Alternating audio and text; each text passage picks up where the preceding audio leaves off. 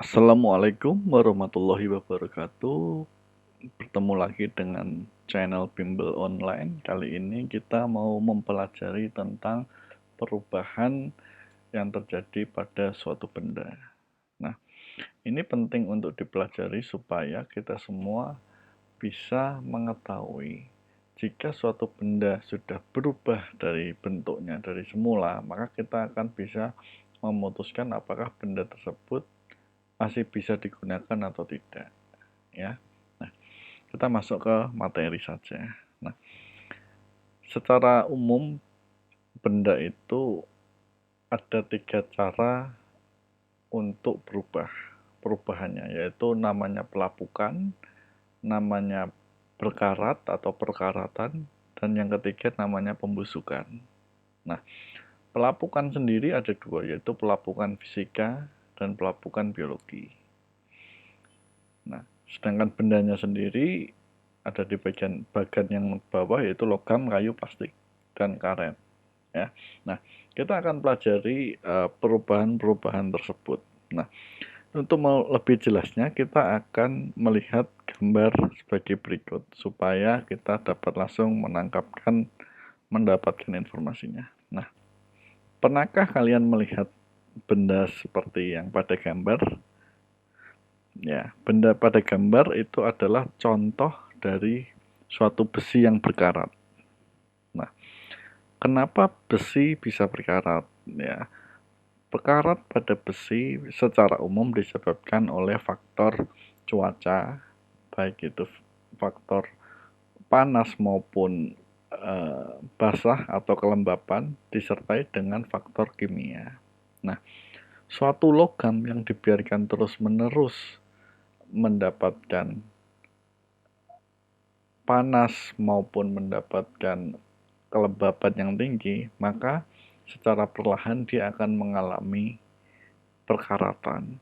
Nah, kalau sudah seperti ini, maka biasanya untuk menghilangkan karat bisa dilakukan dengan beberapa cara. Ada namanya nanti cairan kimia untuk menghilangkan karat. Nah, tetapi biasanya ketika kita membuat suatu benda yang dari logam ya atau dari besi, untuk mencegah terjadinya karat, biasanya dilapisi dengan yang namanya cat. Nah, cat itu berfungsi untuk melindungi besi atau logam supaya tidak mengalami suhu tinggi maupun kelembapan yang terlalu ekstrim, sehingga perkaratan bisa dikurangi atau diminimalisir. Ya. Nah, itu adalah contoh tentang perkarat. Nah, yang kedua adalah pelapukan pada kayu. Nah, Anda kalau bisa lihat kusen atau pintu yang terbuat dari kayu, entah itu pintu rumah, jendela rumah, maupun pintu kamar mandi yang paling gampang.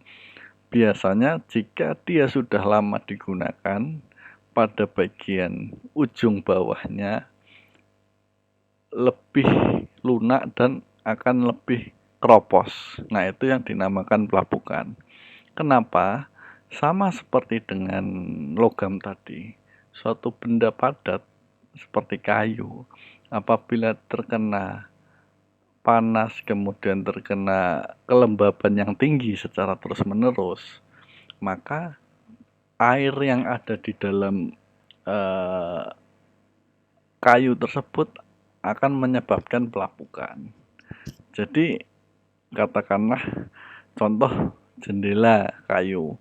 Jendela kayu itu kan setiap hari kena cahaya matahari, kalau hujan kan juga kena hujan setiap hari. Nah, kalau kita biarkan terus-menerus, maka lama-kelamaan kayu pada jendela itu akan menjadi lapuk.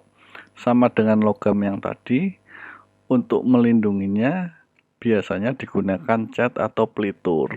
Ya, biasanya kayu pada kusen seperti pintu, jendela itu diberikan pelitur terlebih dahulu supaya mengurangi risiko pelapukan. Nah, Selain pelapukan tadi pada kayu, ada juga loh ternyata pelapukan pada batu. Batu yang melapuk secara biologi biasanya disebabkan oleh lumut, ya. Kalau kalian temukan batu yang memiliki lumut, biasanya batu itu lebih mudah eh, lebih mudah untuk dipecah daripada batu yang tidak ada lumutnya. Kenapa? Karena di dalam rongga-rongga itu sudah ada pelapukan atau pengkeroposan seperti itu ya.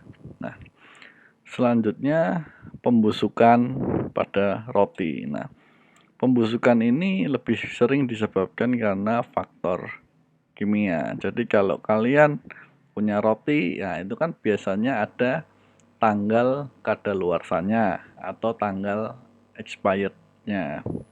Nah, jika suatu roti yang sudah melebihi suatu batas tertentu atau berapa hari tidak dimakan dan didiamkan di tempat terbuka, biasanya akan muncul semacam jamur, ya, semacam jamur atau semacam warna yang putih-putih ya. Nah, warna itu sebenarnya adalah jamur.